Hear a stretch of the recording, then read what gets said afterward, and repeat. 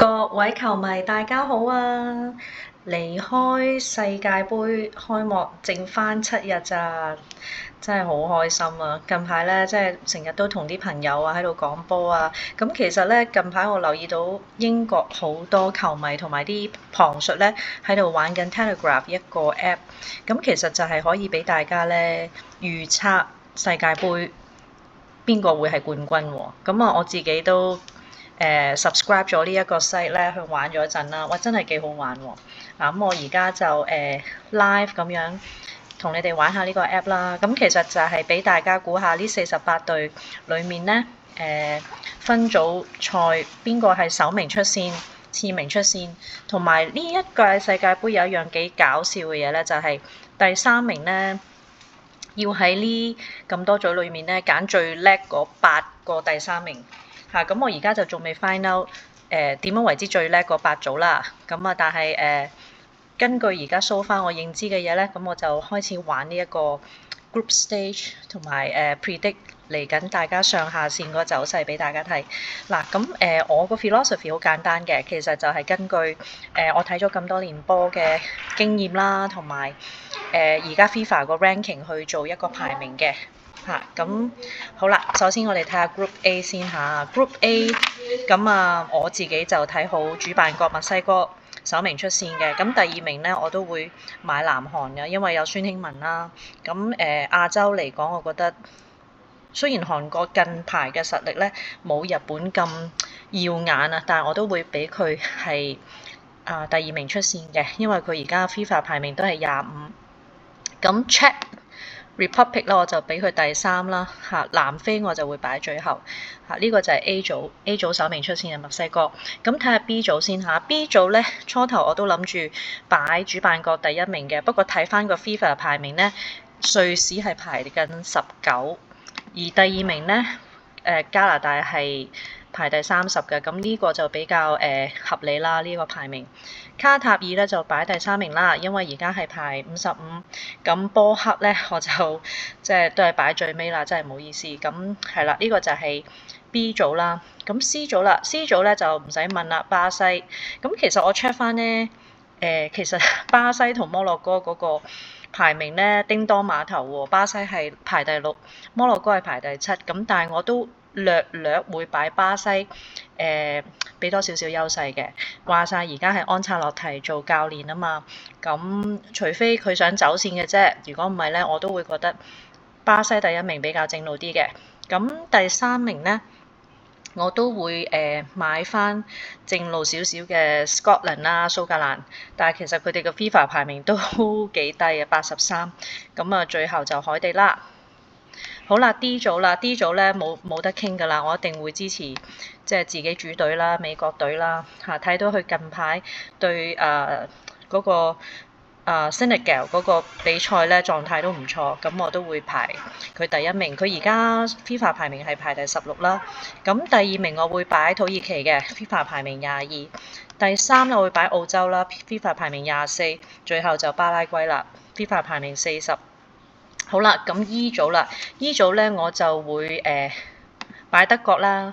雖然德國啱啱對芬蘭嗰個表現我覺得麻麻地，但係我都會擺佢首名出線啦，因為呢組都比較弱。第2名咧就厄瓜多爾咧已經係 FIFA 排第30㗎啦。咁第3咧我就會擺象牙海岸嘅。嗱，象牙海岸今日都有少少驚喜俾大家，因為竟然係贏咗法國隊。咁但係我都同啲波友講，法國隊流力啫，迪金斯都冇派麥巴比上陣，咁俾象牙海岸留個黑馬嘅位置俾佢啦，可能有驚喜都未定，因為佢哋而家其實 FIFA 排名都係唔差㗎，排34 OK。咁可能喺冇壓力嘅情況之下，象牙海岸有可能係黑馬，大家就拭目以待啦。咁好啦，睇下F 組先。F 組咧我都會買荷蘭第1名啦，雖然自己有少少 bias 想日本第1名，咁始終個 FIFA 排名咧荷蘭係第7，日本係排第18，同埋上屆大家都記得咧荷蘭對阿根廷嗰場波我自己覺得荷蘭其實整體個 teamwork 係幾好嘅，咁始終踢波係踢一隊啦，咁所以我覺得荷蘭首名出線都正路嘅。咁第二名係日本啦，第三我就擺翻瑞典啦嚇，瑞典而家世界排名都係38，咁突尼西亞咧就第4名啦。好啦，我哋睇下 G 組先。G 組咧我都會擺比利時嘅，比利時首名，佢而家係排第9啦 FIFA。咁第二名咧，原來伊朗都排名幾高喎，第21位。咁跟住咧就埃及啦，紐西蘭就包尾㗎啦。好啦，咁 H 組啦，H 組就唔使問啦，正路都係西班牙啦嚇。雖然佢今日和咗波，咁我都係擺佢第一名。咁第二同埋Yamal可能都係雙地嚇。咁但係西班牙人腳都好強，咁所以就算Yamal傷咗或者係大傷上陣，我都唔係太擔心。咁第二名就擺烏拉圭啦，擺烏拉圭佢個排名都10幾嘅嚇 FIFA。咁第三就沙地，同埋第四就第一次入世界盃嘅 Cape Verde 啦。好啦 ，I 組正路咧就法國隊嚇，應該都冇乜甩拖噶啦。第二名咧其實應該係擺 Senegal 嘅嚇，因為佢係非洲國家隊，即係非洲杯嘅冠軍啦。咁亦都係排14，但係我有少少偏袒嚇，因為我比較中意夏蘭，咁我會擺挪威第二名出線。第三名我先擺 Senegal 嚇，第四名就伊拉克啦。咁其實我好期待法國對荷蘭呢場波嘅，咁大家即係要 mark 低啦，因為夏蘭第一次踢世界盃，希望帶到啲驚喜俾大家啦嚇，我都會買佢做呢個入球機器或者係攞金球獎嚇。咁好啦，到 J 組啦，J 組咧我會阿根廷首位出線啦。第二咧就應該係奧地利，奧地利而家世界排名24嘅，第三名係愛爾及利亞，第四名就 Jordan 啦。好啦，到 K 組啦，由我哋C 朗41歲 C 朗帶領嘅葡萄牙，都係買佢首名出線㗎啦。嗱，葡萄牙近排啲戰績幾好㗎嚇，而家 FIFA 排名第5啦，咁有4隻 PSG 嘅4隻腳咁帶領住葡萄牙，我相信都係幾有冠軍相㗎，其實嚇。第二名我就買哥倫比亞，而家 FIFA 係排第13，跟住咧我會擺剛果共和國同埋烏茲別克第4嘅。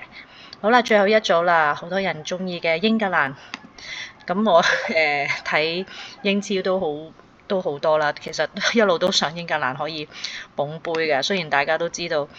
Football may not be coming home 啦，但係我每年香港嘅好多球迷都係會支持英格蘭，咁睇下今年會唔會去到4強啦嚇。咁第二名我都會買克羅地亞嘅，雖然呢隊波都年紀都有啲大㗎啦，但係冇辦法啦嚇，Modric 始終係有佢嘅魔力。咁今屆 Modric 應該係最後一屆㗎啦嚇，咁跟住咧。我會買巴拿馬啦，最後就加納。好啦，咁當大家咧玩完呢個 group stage 之後咧，其實要揀最佳8強咧，咁呢下嘢係點玩咧？呢下嘢咧，我又都係睇翻嗰個 FIFA ranking 嘅。咁根據個 FIFA ranking 咧，其實我同埋即係過去睇波大賽世界盃嘅經驗咧，我就揀咗捷克啦，揀蘇格蘭啦，因為其實蘇格蘭其實對巴西都係有啲威脅嘅，咁跟住我會揀嘅係澳洲其實上屆都入到16強，咁我都覺得佢去32都係正路嘅，咁象牙海岸近排表現唔錯啦，我又揀埋佢啦，咁再加埋Sweden 啦，老牌世界盃出席嘅球隊啦，再加埋埃及，跟住我會揀翻 Senegal。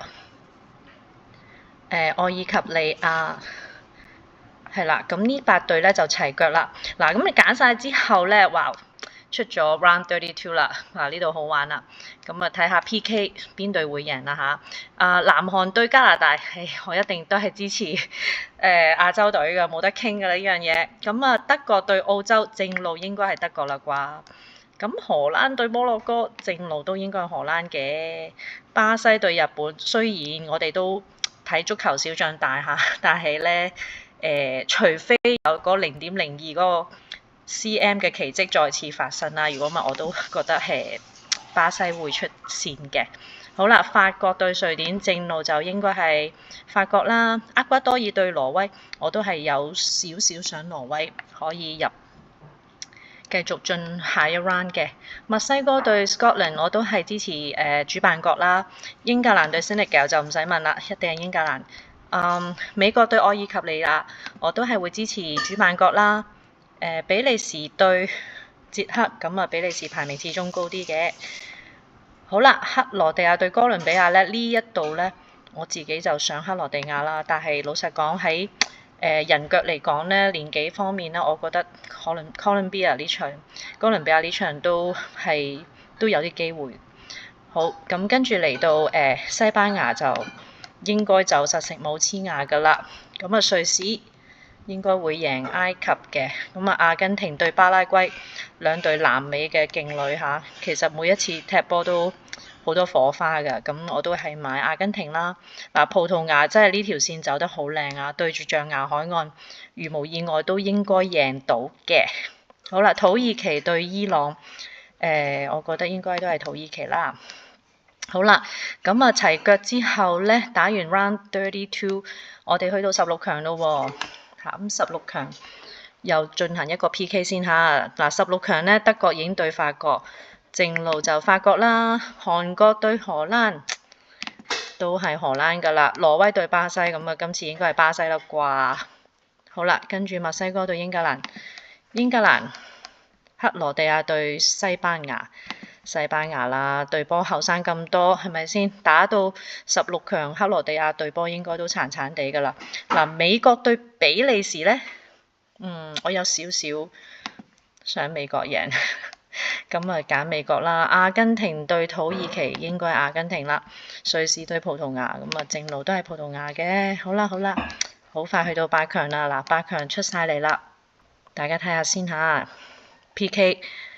法國對荷蘭，法國；西班牙對美國，除非美國真係俾咗錢嘅啫，都冇乜機會㗎啦嚇。如果入到8強咧，我覺得美國係有交代㗎啦，對主隊。咁巴西對英格蘭，呢一度咧棘住咗少少，我想買英格蘭。咁阿根廷對葡萄牙，哇！即係話世紀之戰啊 Last Dance， 美斯真係有機會對葡萄牙嘅呢場。咁即係美斯對 C 朗啦嚇，呢場波係喺 喺 Kansas City 舉行嘅。我就輕輕覺得葡萄牙個鬥心應該會好啲。好啦，去到4強啦。嗱，法國對西班牙點睇咧？大家幾難會？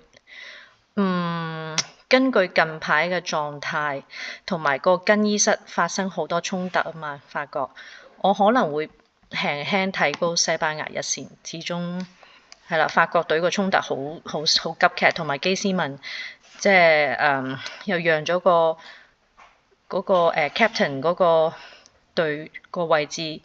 隊長位置俾咗麥巴比之後，就搞到佢連國家隊都退出埋。咁我覺得係佢哋個內訌問題都幾嚴重。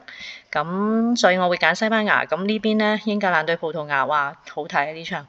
我會揀葡萄牙咯。嗱，所以咧，其實去到最後個 final，大家就真係諗啦。西班牙對葡萄牙係咪大家都未必諗到葡萄牙可以去到咁遠呢？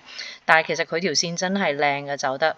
我自己咧真係個人情感，真係好想 C 朗可以最後攞到世界盃。如果係咁嘅話咧，真係好完美嘅對 C 朗嘅球壇嘅一個生涯嘅結束。咁嗱，其實咧幾好玩嘅呢個 app 嚇，我都建議大家可能俾少少錢咧去玩啦。咁其實咧，好多人玩完呢個 app 之後咧，有個大數據做統計，西班牙攞冠軍係22%，法國21%。17% 係葡萄牙，咁所以頭先我哋個 prediction 其實都好多大數據都 support 到呢啲 data，咁大家都覺得可能冠軍係走唔出呢3隊㗎啦嚇，咁係啦，大家睇完呢一個世界盃 prediction 有咩睇法咧？同你哋想象中係咪有少少出入咧？係咯，大家有時間可以 download subscribe 呢個 Telegraph 嘅 app 玩都幾好玩嘅。好，咁我哋係咁多先啦，繼續倒數世界盃，拜拜。